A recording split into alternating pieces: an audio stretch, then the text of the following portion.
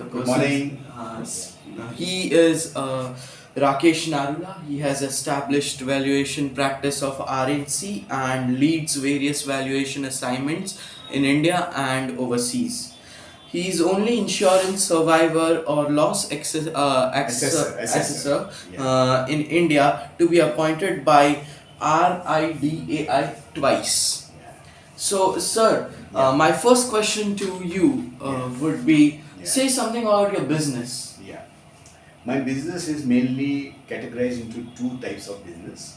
One business is working for the general insurance companies, wherein we are called by the insurance companies to carry out the survey and assessment of the losses which are suffered by the various claimants. Suppose there is a fire in a factory, or there is an explosion, or there is a theft, or there is a burglary, or there is a dacoity. So all these places, wherever there is a loss and the party has taken insurance, so then the claimant who suffers the loss goes to the insurance company and says that I have suffered a loss, this much is my loss. Please send your surveyor and loss assessor to independently assess that the loss and kindly pay me my loss so that I can be back to my business. So that is one of my major lines working for the general insurance companies. Okay. The second line is working for the banks. For a bank, we work as a valuer. So whenever the bank gives a loan, they check the property, your property value, and according to your property, suppose your property is worth 1 crore, so they say you pledge this property to us, against that we will give you 40 lakhs loan or something, you pledge your property, you mortgage your property. So we do the valuation, so many people apply for valuation for, loan for factory, putting up factory, or loan for the house, loan for education loan. So the banks wants that you do the valuation of those properties basically. So these are the two businesses which we are mainly, our business is categorized into these two businesses. Okay. So, who was your inspiration for being an entrepreneur? My father was my inspiration because I also used to work earlier in a company as a general manager. And my father said, now you have gained substantial experience to be an entrepreneur, so that now after having faced all these problems in an industry and after having reached to the position of general manager, why don't you put in the same amount of time and efforts into your own business rather than working for somebody? In that way, you will be able to, cultivate your team, you'll be more profitable, and, it will be more satisfying for you, and, your job has got its own timing and all those things, limitations, whereas this, you put in as much work as you want to, and suppose you don't want to do, suppose you want to take free time or something, you are the master of your own this thing, so you're not basically working for anybody. So my father was my inspiration for this particular, this thing job. What was your favorite aspect of being an entrepreneur? See, I wanted to do something of my own. And I wanted that when I am putting so much of hours in a particular job. So my favorite thing was that I can serve the industry, the person who has suffered a loss. I should understand him and then try to, I have never done a business for the sake of business. But then I thought that if I can help this company to understand their loss and then give quickly a report, it will compensate the party quickly, and also I will get my fees for the services which I have rendered. So it's a win-win situation for this thing. So that was the favorite aspect that I love, entrepreneurship. Entrepreneurship, being an entrepreneur has got its so many advantages. You are having your own confidence, your personality development, and all those things are much better if you are an entrepreneur. You are thinking on your own, your originality, your thought process. You are a much better human being when you are in this thing. So much of things you have to take care rather than just this thing. As an employee, you are only taking care of your own this thing, but as an entrepreneur, you have to take care of everything basically. So it's a more holistic approach basically which you have. So you have felt joy in taking responsibility. Yes, exactly. Okay. So gives you more satisfaction. Yeah. So next question would be, when and why did you decide to be a businessman? Yeah, because when I was working, my father was seeing me that you are working so hard, working 14 hours a day. And then he felt that, ultimately at the end of the day, you are just getting your own salary, and then, you're only working for somebody else. So why don't you put in your own business. So when I was almost a few years down the line after my engineering, I felt that I should do my own business so that I can be benefited financially, as well as I can also do work for it will give me more satisfaction, and I can also serve the general insurance industry and banks. So it was a multiple this thing basically. So, what were your biggest challenges faced by you in your initial Initially, the days? initial years, once you are a GM, you are drawing a very good salary. So your decision that you leave your big salary packet and then you start on your own, that was a challenging thing. But my support was my father, who told me that whatever is the salary you are drawing, next 3 years, because any business it takes about 1,000 days to establish. So my father told me that he gave me a moral support that for 1,000 days I will pay you the same salary what you are drawing now, but you take a chance and you quit your job and start being an entrepreneur. So this is my biggest challenge was initially that whatever salary you are drawing, at least you have to earn that much. But my wife's job was there, so one particular job was there, stability, some income was coming. And therefore I took a chance, something is there, so I can take a chance basically. And therefore I basically, started. So it was a survival. Initial challenge is to come to the same level as you were, because you have taken a big decision. It's not an easy decision to take. It was something new. Yeah.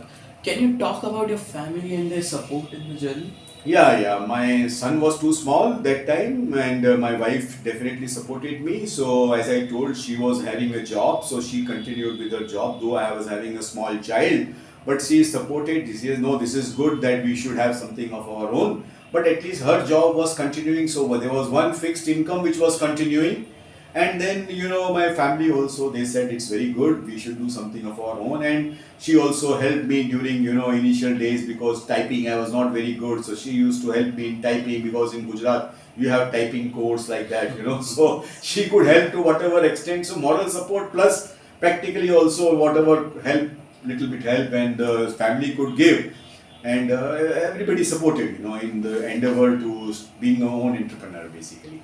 What makes you interested in this field? Basically, I told you the profitability, the reward which you get from this, the satisfaction which you get, that you are basically having so many people working for you, you are responsible for their families. So as an entrepreneur, it's definitely, and then you are serving the insurance industry, those people who have suffered the losses. Indirectly we are in the service of the nation. So we also advise them that how the fire took place, so next time do this so that the fire doesn't take place.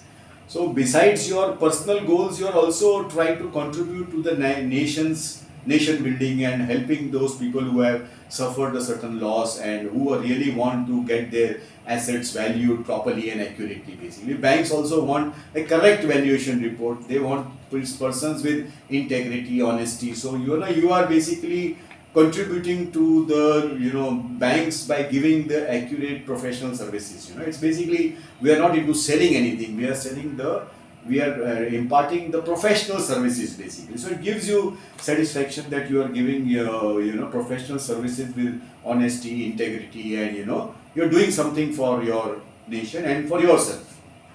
Okay. So, next question is about your profession. Yeah. Is a career in today life a profitable one in this profession? Yes, it is profitable. Like how much they get an initial pay when they join as a job? For a job you are saying? Yeah. You mean to say if somebody was start working here? Yeah. They start at a normal engineer who gets a salary 15,000, 20,000, 25,000, depending upon what is his score in the college, how did he score in the college, and then gradually it can go up to 2 lakhs, 3 lakhs per month, like that basically. But that career progression is there. How much he is able to contribute to the company. It depends on that, how much effort he is making, how much time he is putting in, what is his intelligence level, how does he basically, when a problem comes, how does he solve it, how fast he solves it, how deep he goes, he does his own research, he tries to check in the market, try to contact the experts. So basically, it's a definitely profitable one. And what are now your future goals for your company? Yeah, I want to take my company ahead. I want to basically work for, there are presently I'm working for about 6 insurance companies. There are totally 32 insurance companies. So gradually I want to increase working for more number of companies, trying to do better work, trying to do bigger work. And there are so many in India, a lot of infrastructure projects are coming up and the market is growing, and even the cyber security also is a big concern. So there are cyber security insurance claims also coming. So this scope and the insurance penetration in India is only 4 to 5%. So if the penetration goes higher, the number of incidents also, insurance penetration goes higher, losses will be more. So the scope is there basically, how much you want to work, how much good you want to work, because this requires mental intelligence and basically, it's your own basically hard work and intelligence. So you are using your brain in every assignment, you are using your brain. So the future goals is to do more business and do more satisfaction by doing your work. You are basically doing a service to the banks as well as to the insurance companies and to the claimants. Are you planning for foreign expansion of your company? We thought, but then not yet. We thought about, so we had an offer from Uganda to start, but then we have not been able to basically. But the Indian market itself is very big, so why to go to a foreign market when you can stay in India? Because India is a very fast developing and it's going to be a very strong economy. So, better to basically concentrate and stay here because you are an Indian, so you stay here and do your work. Next question is, what would be your advice to someone who has just started out his business? Yeah. Not only in your profession or any profession. Yeah. No, it's very important that it's a very good thought. You start any job, be an entrepreneur in any job, give your 100%, and ultimately, if you give your 100%, with time you will succeed, and it will give you more satisfaction. An entrepreneur gives much more to the country than a normal person who is basically working, because an entrepreneurship gives so employment to so many people.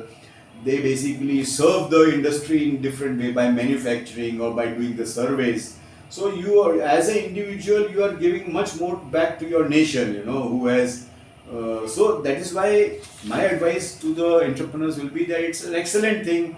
Try to cultivate new habits. Try to basically, think in the terms of entrepreneurship and your passion, and if you could do something in which you have a strong passion, pursue your passion sincerely, so that you can get more satisfaction from your work, as well as you can be profitable and you can be you can learn so many things as an entrepreneur. You just don't have to learn only manufacturing, you have to do finance, you have to do personal, HR. So you have to be, you get an exposure to so many things being an entrepreneur, which you are not able to get in, one particular line.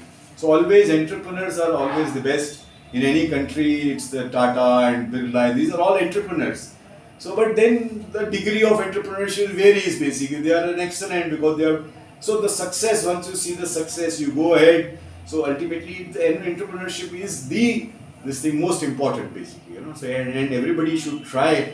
And our country goes much ahead if you have got so many entrepreneurs, and entrepreneurship skills needs to be developed in the children, in the students, so that our country can, march forward and we can have much better, economy of our country basically. If so many entrepreneurs are there, naturally the country will, you must have heard small countries, but they're doing very well because they're having entrepreneurship talent in there. They are developing right from the young age. They are developing in their students basically. So ultimately, by the time they grow big, they are they are thinking on those lines to do something for their own basically. So the last question for today would be, what would be your advice to student and teachers to cultivate entrepreneurship? Yeah. See, you have to think differently.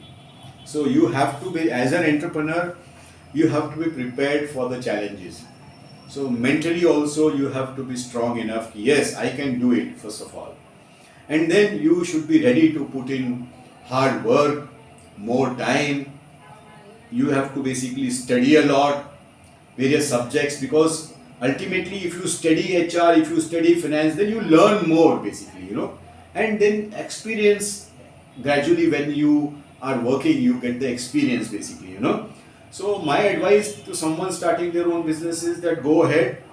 It's very challenging, it's more challenging, it's more rewarding, it gives you more satisfaction. So go ahead, try to develop your entrepreneurship skills, try to see around, be observant, try to gain knowledge, and ultimately stand on your own. So if you are an entrepreneur, it really helps you, you know, and then you can, depending upon your own skills, then you can reach up to certain level, you know. For example, Tata's and all, where they have reached, you know, but they also started small and then ultimately they became big, you know. कितना आप सोच सकते हो, you know, multiple businesses and subsequently people diversify into multiple businesses, but then ultimately it depends upon your entrepreneurship skills and talents basically. So, would you advise a student Yeah. to score good marks in exams? Yeah. Would you think marks are the only way to No. succeed Marks are in not life? only marks is academics basically, you know. Yeah. So you have to be an overall personality. Marks is one. Above 60% doesn't matter if you're 70 or 80 or 90, you know. You should have some minimum 60, 50, 60% marks is sufficient. But then you have to grow into other areas. If you are basically having, you know, knowledge about so many things rather than just a bookish knowledge and scoring the marks, that's not that important in life basically. You have to, you know, have a more, you know, clarity about the subjects, try to go deep into understand, you know. It's not just the marks which count basically, and your overall knowledge and, you know, your knowledge into various fields, because when you want to be an entrepreneur, it's not just physics, chemistry or maths or this thing. You have to know general this thing also, how to be, you know, how to manage the HR and how to manage the finance. You have to learn so many things rather than just the bookish basically, you know.